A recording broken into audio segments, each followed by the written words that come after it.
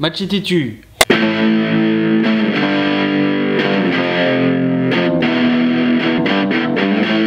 Le film commence alors que deux ninjas, alias Machete et Sartana, Jessica Alba. tentent d'intercepter un trafic d'armes entre l'armée américaine et le cartel mexicain. Alors que tout semblait gagné, l'histoire tourne court quand Sartana se fait tuer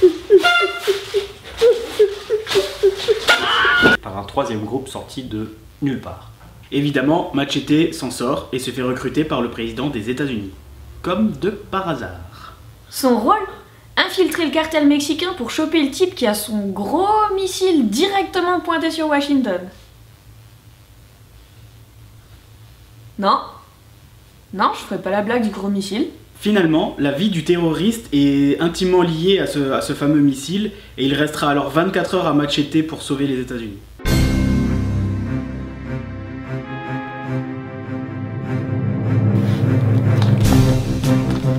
Mais dépêche-toi Machete, t'as plus de 24 heures pour désamorcer la bombe. Et peut-être que l'histoire s'étendra au-delà de la surface terrestre. Alors j'ai adoré la bande-annonce du début où on nous montre Machete kill again in space, en gros Machete tue encore dans l'espace quoi, et où on voit Machete se battre avec une machette laser, ça c'était trop classe. Ce que j'ai aimé, c'est les références à Mad Max, à Duel, à Star Wars bien évidemment, avec son X-34 Land Speeder qu'on retrouve dans l'épisode 4, avec sa prison carbonique qu'on retrouve dans l'épisode 5, et voilà, il y a plein d'autres références aux anciens Robert Rodriguez.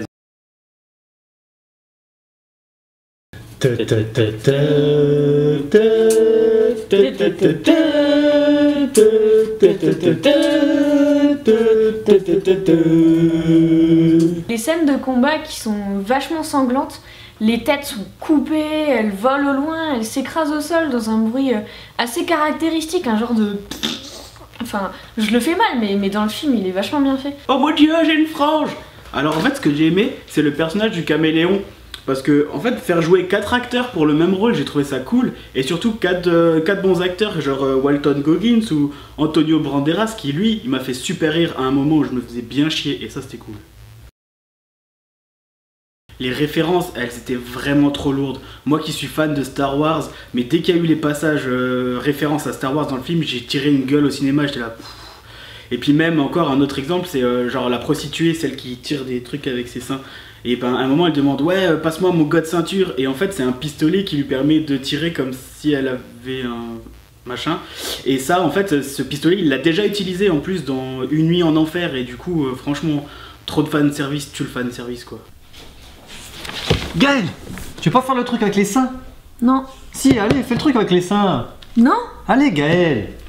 Non. Alors ce que j'ai pas aimé, c'est les effets spéciaux.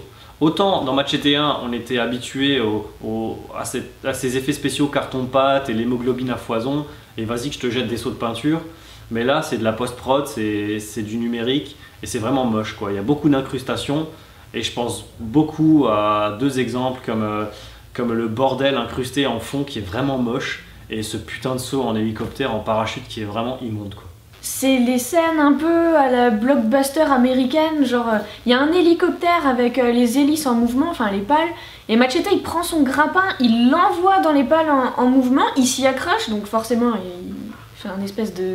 comme un manège quoi. Il prend sa machette et il coupe les têtes au passage, mais genre ça c'est faisable quoi. C'est le trailer du début qui spoil un peu tout le scénario du film, si on peut appeler ça un scénario.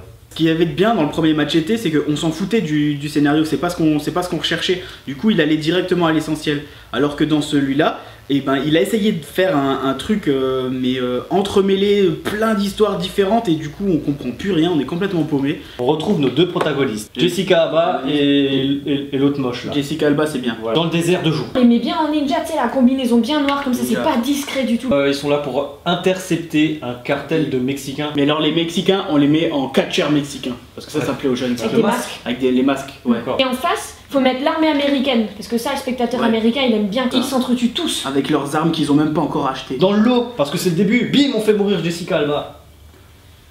Oh non. Ou alors il y a Jacob de Twilight qui débarque, C'est le président des États-Unis, il est tout musclé, tout fort, et là il sauve tout le monde. Bah alors dans ce cas, il demande à Machete d'aller venger Jessica Alba au Mexique. Machete il doit retourner au Mexique, rencontrer son agent double qui est déguisé en Miss Texas. Comme ça c'est vachement Ou crédible. plutôt Miss Cancun, vu que c'est au Mexique. Tant qu'il y a des nachos. C'est super nachos. Ouais.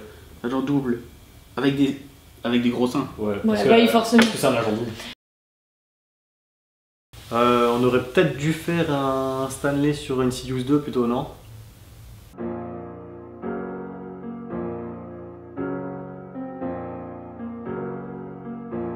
Je te tue à la classique ou à la gangsta?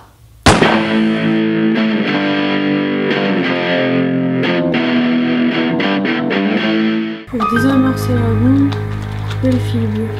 C'est le fil bleu qu'il faut couper. Mais dépêche-toi, Machete, il te reste plus que 23h54.